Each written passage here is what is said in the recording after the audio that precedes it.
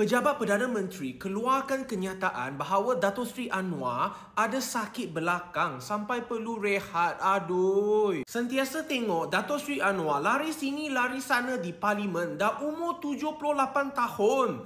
Tapi masih semangat kerja. Perlu berhati-hati. Ini adalah tulang belakang kita. Dan tulang belakang kita ada banyak bahagian. Ada bahagian tulang, ada cakra dan ada saraf.